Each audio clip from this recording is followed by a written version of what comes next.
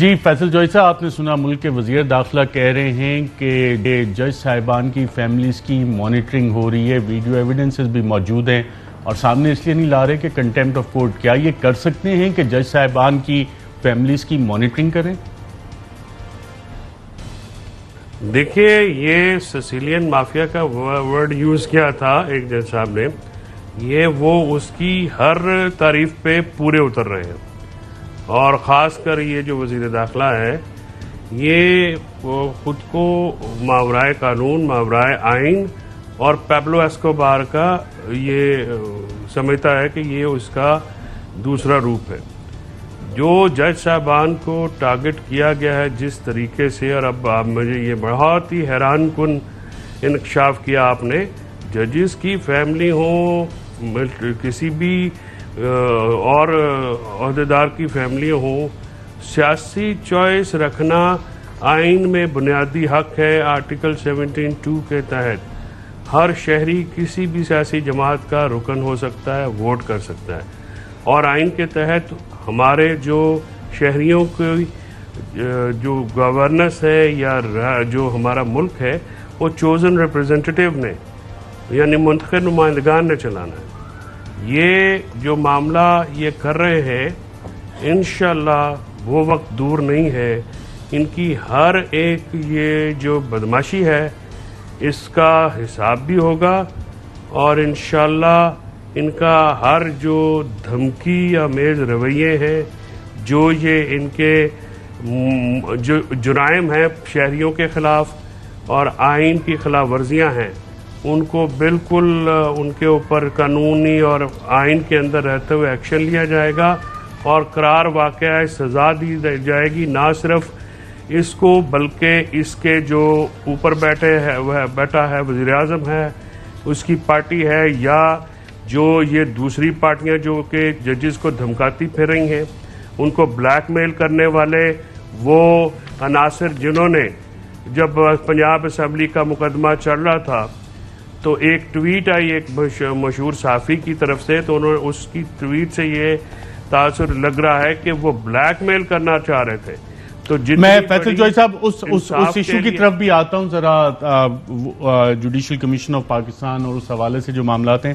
Barrister Shoaib رزاق صاحب، honourable جج صاحبان کی فیملیز، ان کی مانیٹرنگ ہو رہی ہے، ویڈیو ایویڈنسز موجود ہیں، کیا یہ آئین اس کی اجازت دیتے ہیں؟ اور ماضی میں کیا کوئی ایسا کیس ہوا کہ کوئی حکومت جو اس طرح سے ٹیپ کر رہی ہو ججز کو، حکومت برخاست کر دی گئی ہو؟ دیکھیں ارشد، جوڈیشری کو کوئی ہماری تاریخ جو ہے جوڈیشری پہ اٹیک کی، ہماری تاریخ کوئی اتنی تابناک نہیں ہے. یہ آج سے نہیں ہو رہا.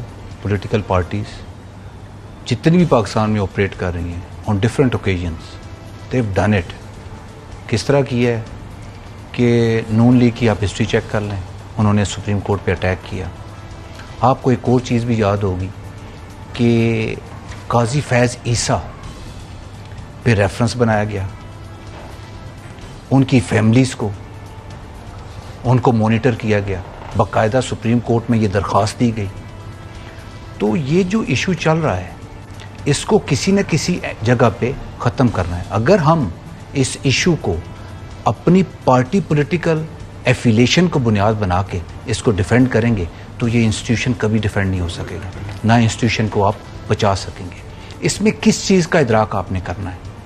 آپ نے یہ دیکھنا ہے کہ انسٹیٹیوشنز کو بھی دیکھنا ہے، اور دوسرا پولیٹیکل پارٹیز کو یہ دیکھنا ہے کہ at the end of the day اگر آپ انسٹیٹیوشنز کو تباہ کر دیں گے، آپ ان کو اتنا دیوار کے ساتھ لگا دیں گے، تو آپ at the end of the day اس سے اچیو کیا کریں گے؟ کسی کو کوئی چیز اچیو نہیں ہونے لگی.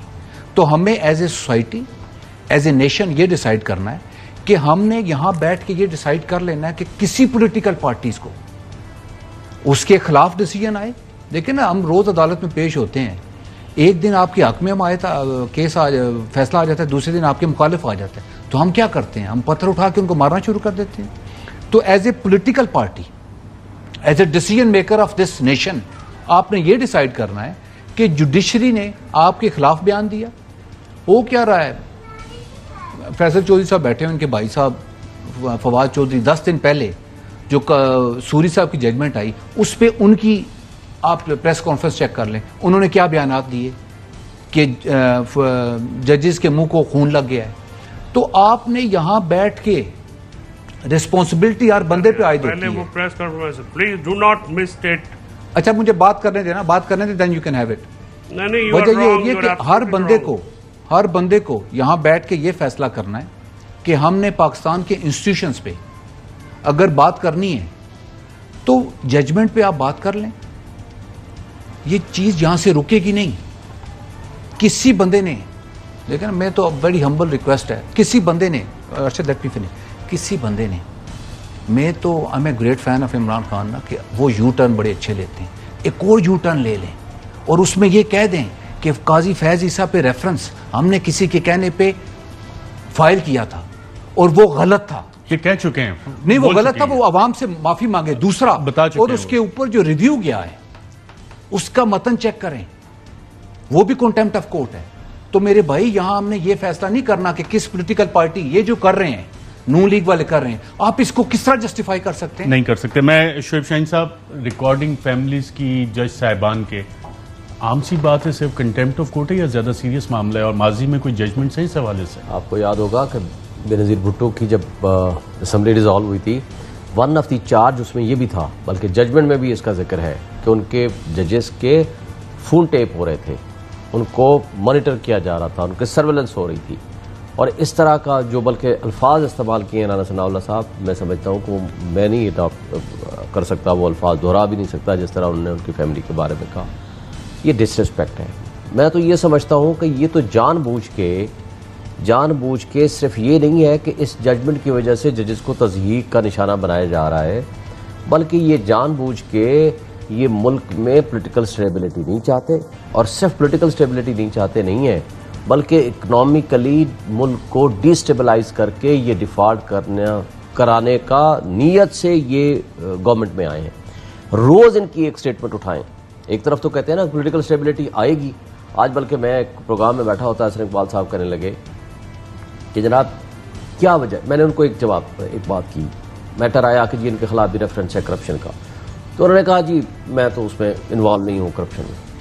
میں نے کہا جی ایک بات ہے، سیاستدان کہتا ہے میرے خلاف کرپشن پروو نہیں ہوئی، بیوروکریسی کہتی ہے میرے خلاف پروو نہیں ہوئی، جرنیل اسٹیبلشمنٹ والے کہتے ہیں کہ ہمارے خلاف بھی پروو نہیں ہوئی، پبلک آفس ہولڈر ہر بندہ کہتا ہے ہمارے خلاف کرپشن پروو کرو. بھائی پھر میں نے کی ہے، پھر ایک عام آدمی نے کی ہے، ایک دہاڑی دار نے کی ہے، چھابڑی والے نے کی ہے، پھر کس نے کرپشن کی ہے؟ یعنی آج اس انجام تک ملک کو پہنچانے والے کون ہیں؟ کوئی تو ہے. انہوں نے کہا جی میں سمجھتا ہوں کہ یہ پالیسی کا تسلسل نہیں ہوتا جس کی وجہ سے ہم اس نتیجے پر پہنچے، پولیٹیکل انسٹیبلٹی آتی ہے. تو میں نے بھی ادھر ہی کہا تو بھائی پالیسی کا تسلسل تو پھر مارچ اپریل تک چل رہا تھا نا. ایک گاڑی چل رہی ہو، اگر کوئی اس میں چھوٹی موٹی خرابی بھی ہو تو گاڑی چلتی رہتی ہے، سلو ہو جائے گی تو لیکن چلے گی. آپ نے پالیسی کے تسلسل کو درمیان میں روکا. آپ نے کہا ہم بڑے افلاطون ہیں، ہم بڑے تجربہ کار ہیں، ہم سقراط مقراط سے بھی آگے ہیں، ہم نے آ کر کے اس معیشت کو سنبھالنا ہے. کیونکہ آپ کی جو مارچ تھا، میرے پاس ابھی بھی فوٹیج سیو ہے، جس میں کہا گیا کہ مہنگائی مکاؤ مارچ ہم لے کر آ رہے ہیں. آگے بھائی آپ بہت تجربہ کار تھے، آتے ساتھ ہی آپ نے کام کیا کیا. مجھے تو یہ لگتا ہے بظاہر سم ٹائم مجھے یہ فیل ہوتا ہے کہ انہوں نے جان بوجھ کے پولیٹیکل سٹیبلٹی آنے نہیں دینی اور اس کے نتیجے میں اکنامک سٹیبلٹی آنے نہیں دینی. آج یہ بات کی جو آپ کے سامنے، کل کہا کہ گورنر راج لگا دیں گے، پرسوں 25 مئی کے والے جو واقعات ہوئے، لوگوں کو جس طرح لوگوں کے گھروں میں گھس گئے، جس طرح وکیلوں کو گرفتار کیا، جس طرح تشدد کیا، جس طرح راستے روکے. Rule of law, fundamental rights